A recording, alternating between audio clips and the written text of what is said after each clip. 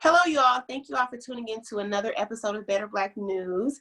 On this particular episode, it's a little bit hard to talk about, hear, discuss, but it's much needed, especially in our community. And today we are joined with licensed psychotherapist Sanaria Okonger. She has previously worked with abused children. Sanaria, how are you today, girl? I am blessed and highly favored. Good. Thank you again for joining us. I know you have a busy schedule as well with all this stuff going on, virtually. I know you have meetings after meetings, so I appreciate you taking time with us today. So happy to be here. Thank you for inviting me. Yes. So let's just get right into it. What are signs that we should be looking for in a child that has been abused? There are several signs, believe it or not, and I actually bought some information to kind of help you guys because I'm, as a visual person, helps to be able to see what to actually look for. Some of the things are more of a behavioral, meaning that you can actually observe it on a particular abused child, but then other things are kind of psychological behaviors. So I bought, again, a slide up so we can kind of pick and choose between the two things that'll help make our lives a little easier, especially in trying to help a kid that's abused. Okay. So bear with me as I get my screen up here. All right. Can you see that? Yes, the sexual abuse myths. Okay. What we're going to do is kind of fast forward that information, but these are indicators of sexual abuse.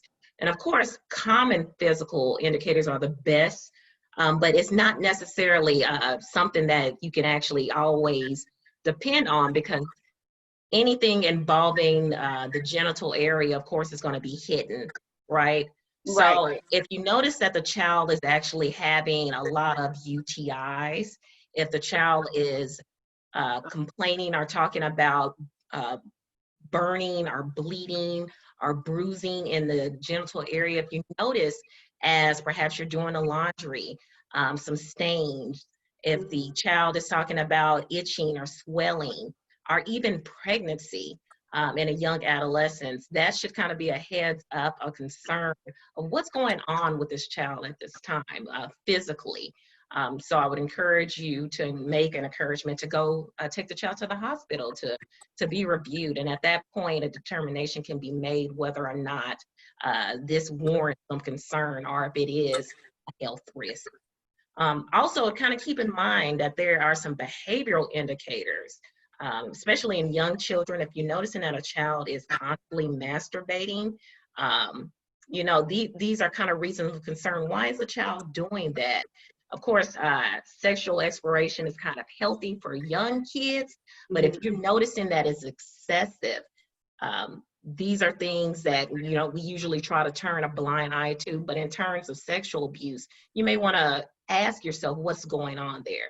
If you encounter a child who has a lot more sexual knowledge as they should be at a young age, that's a clue, that's a behavioral indication that maybe something is going on a deeper level that you need to explore.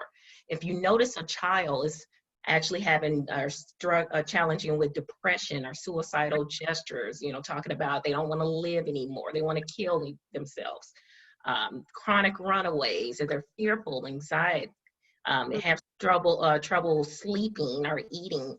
These are things and symptoms that may not necessarily indicate sexual abuse, but they are of concern that you may want to, at that point in time, take time to ask the child more questions. Okay. Hopefully that helped. No, most definitely. So if a parent or a guardian notices these signs, how should they approach that individual, that child? An honest conversation. That's definitely something that I recommended, even during my times of interviewing young children, just being able to talk to them. I think some of the biggest downfalls with adults and talking to children is they infantilize words such as genital parts. Instead of calling it what it is, penis or vagina, then they'll say wee and things of that nature there. And that may not help the child to actually understand what's going on with them. Right. And I most definitely believe that. Like my son, he'll be 2 on June 23rd. And now I practice with him now. I mean, he's starting to be able to speak. And I'll tell him now, like, this is your penis. And he knows, I don't teach him pee pee wee wee. He says penis because I'm paranoid about that because I'm conscious to things like that. And I'm scared. So I'm trying to be already ahead of the game. So I most definitely agree with that. As you should. Again, open communication is important in any form of relationship. And the quicker and sooner you start having those conversations with your kids, and I know it's uncomfortable, but then again, keep in mind that perpetrators are having these conversations with your kids. Most definitely. Right? The media is having conversations like this with your kids. So you as a parent should not be afraid to talk about the importance of protecting yourself and communicating and being honest and forthcoming with a person that they trust, such as their parent. Right. So does a perpetrator, do they exhibit any kind of behaviors to alert a parent or a guardian? You know, if a person is a molester, do they exhibit signs that I should be aware of or a parent should be aware of to know, that's a little suspect. Let me not have little Timmy with old dude or old girl. Do they, exhibit any type of, particular behaviors?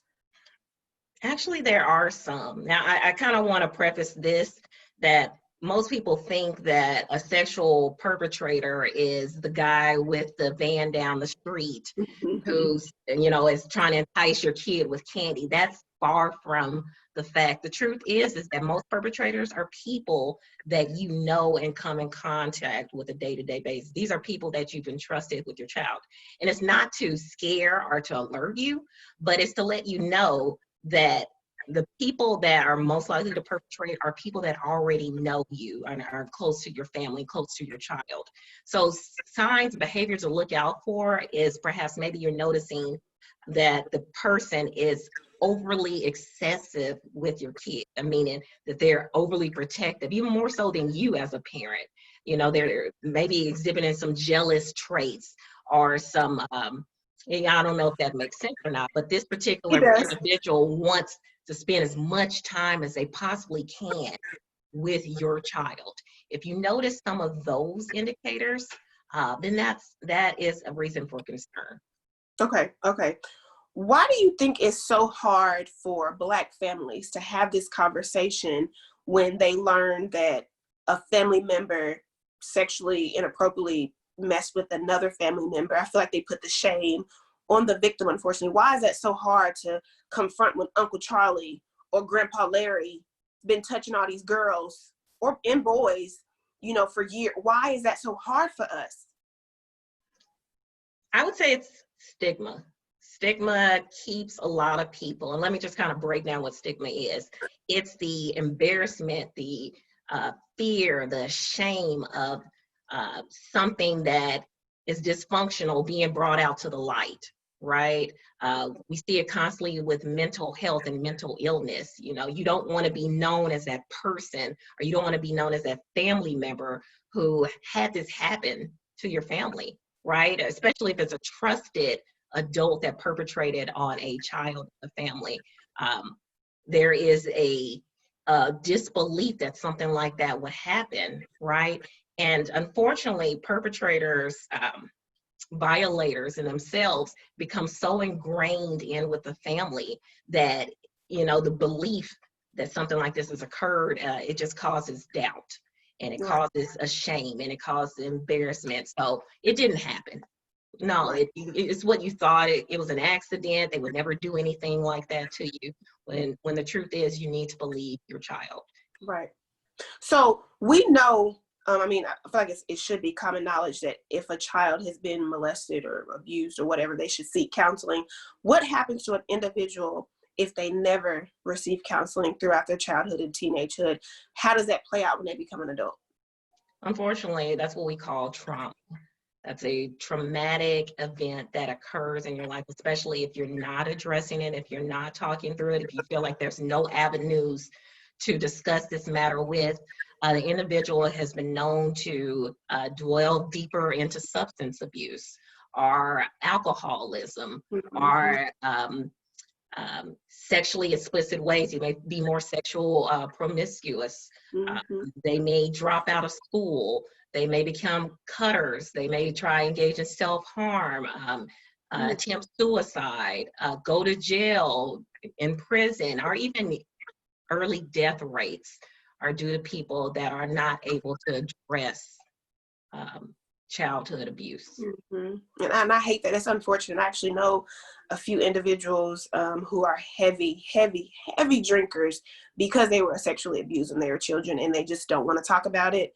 It didn't happen. I'm just like, okay, you gotta just keep, and it's unfortunate, and I hate that. So, even though I feel like this is like I said, it should be common knowledge, I'm still going to ask it. When should that child receive therapy?